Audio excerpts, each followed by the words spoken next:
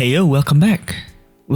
This is the third episode in my tutorial series on Firebase. And like I said in the previous video, I'm going to tell you what we're going to build today. Today, we're going to be building, drumroll please, a to-do list app. You might be thinking, oh man, another to-do list app? Come on, you gotta be joking. No, I'm not joking. Actually, if you think about it, when you build a to-do list app, you're gonna do all the basic stuff that most apps will need you to do. CRUD, create, read, update, delete. And if you add some authentication, if you add some cloud function, you're actually building quite a complex full stack application. And if you master the simple to-do list app, you can actually master a lot of other web apps. I'm not even joking. In this episode, we're going to be doing authentication. We're going to be dealing with the Firebase authentication service. It's going to be working on our local emulator first, and then we'll get into how we get it working in the cloud in another video maybe. We're going to be focused on just getting it to work on the emulator. Here we go. All right, this is where we were at last time. We had a Firebase app initialized in the cloud. We had a Firebase emulator set up on the front end. We had a Next.js app that can know whether we're on development or production and connect to the right services, be it the cloud or be it the local emulator. Okay, very cool, very good. Let me get the front end and the emulator up and running. npm run dev and Firebase emulators start.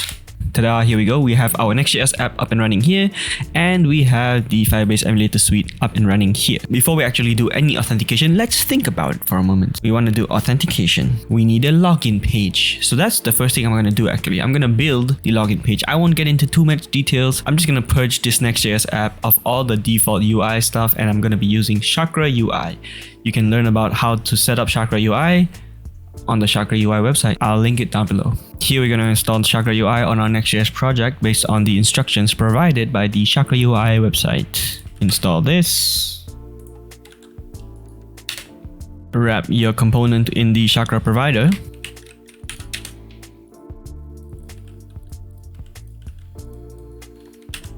And that should be it. The documentation goes into theming and stuff like that, but that's not the focus of this video, so I'm not gonna get into it. Here in the pages directory, I've basically purged the index.tsx to have nothing, I'm just calling it main page.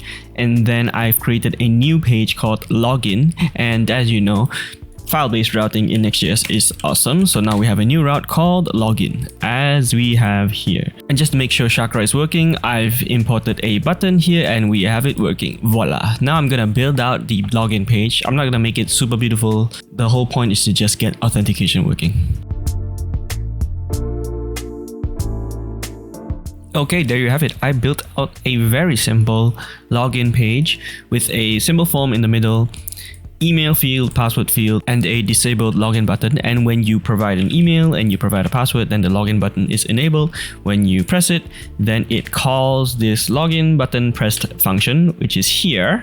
And then right now it just logged out. Haha, cool, very easy. Now, how do we hook it up to Firebase? Firebase provides a function called create user with email and password. It's something they export from the Firebase authentication library. You can just import it. Firebase actually makes these user creation stuff very easy. I would say that Firebase authentication is probably one of the easiest authentication libraries to use that I've used. You can create users with Google, Microsoft, Facebook, but for simplicity's sake, I'm just going to use email and password for this project. Maybe in another project I'll use Google. It's pretty much the same thing. So here we're going to import create user with email and password from Firebase authentication. Okay, and then in here we're gonna use this function. It's always good to have the documentation open on another window so that you can reference it very quickly. So here, since we're on the web, I'm just gonna go to Firebase authentication and then get started, and usually like the first example can get you pretty far already. So here, create user with email and password. Okay, cool. They're using this function.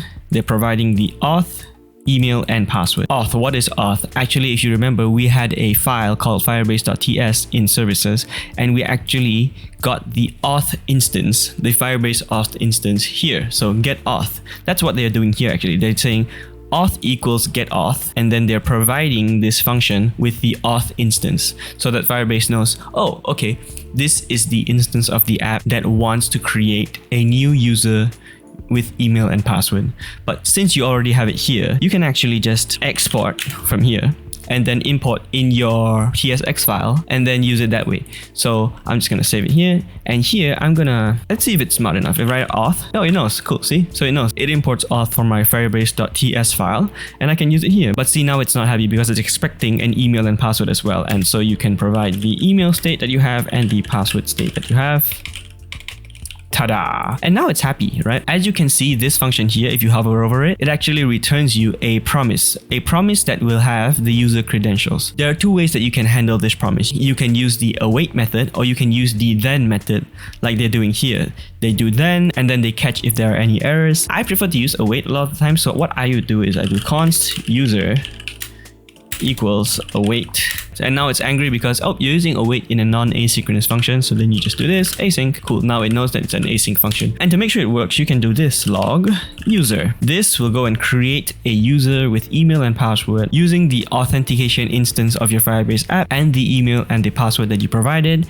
And then it'll go out and do that, and then it'll come back and return you a user. So to make sure it works, let's see, save. I'm gonna go back to my Firebase app here, and I'm gonna create a user. So here we have test@test.com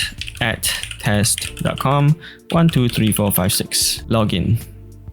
Here we have a new user. Cool. And remember last time when we went into our firebase.ts and we said, hey, if we're in development mode, then use all these emulators, right? Including the auth emulator. So let's go see if the auth emulator is even working. If I go to my Firebase emulator here and I go to auth emulator, I should see, ta-da, we have a new user here. It'll only exist in your Firebase emulator, and it will die. It will be deleted as soon as you close out of the emulator. So as you can see here, when you create a user on your local emulator, it provides you with a user with a UID. Let's see if it matches. Okay, we can see that it has the UID of P0858 blah blah blah. Is it the same? P08. So it works. Cool. So it works. So we have now a user in your Firebase app.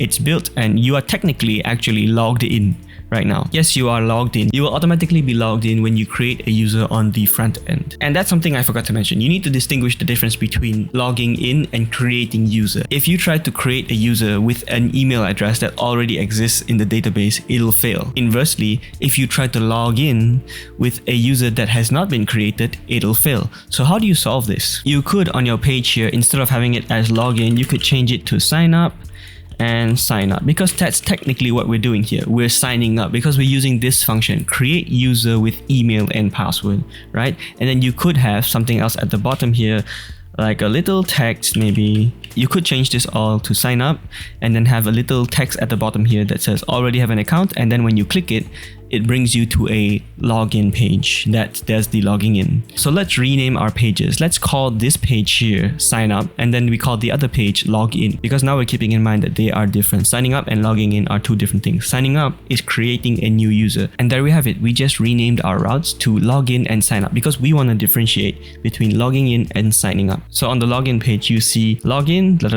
and don't have an account yet. And if you click that, you go to the sign up page, and the sign up page has already have an account, blah blah blah. I just copy pasted the sign up page into the login page. So now we need to change this. Instead of create user with email and password, we need to replace this function with sign in with email and password. Now notice that I'm actually missing something very important when you're doing stuff like this. I'm not doing error handling, which is what they are actually doing in the Firebase documentation. After they log in, they use this then function to, catch the user and do whatever they want with it. But they also have this catch function to, catch if there are any errors. So I'm not doing that. So how would I do that? I would wrap this in a try catch function, and I would do the same for the sign up page as well. And now we can actually observe what happens if you try to create a user with an email that already exists, and what happens when you try to log in with an email that does not exist yet. So here we're on the sign up page. On the sign up page, we shouldn't be using this email here, test@test.com. But let's see what happens.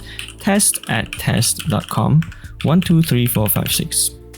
Firebase throws an error and says that auth email already in use. So this error comes from the auth library, email already in use. That's good, isn't it? Now, what happens if we go to the login page and we log in with an email that we haven't used yet? So test2@test.com 1 2 3 4 5 6. It'll say, user not found, which completely makes sense. But your user is not going to be opening the console here and checking what error is being shown. So you got to find a way to show this error to the user on the login and sign up page. This is how I usually do it. So on the page itself, I will add another state called const error message. It can either be a string or null. For now, I'm going to make it null. And here I'm going to provide that this can be a string or null. And then in the catch, I will actually cast the error as a Firebase error, because then I get this cool TypeScript stuff. I can see code, cause, custom data, blah, blah, blah.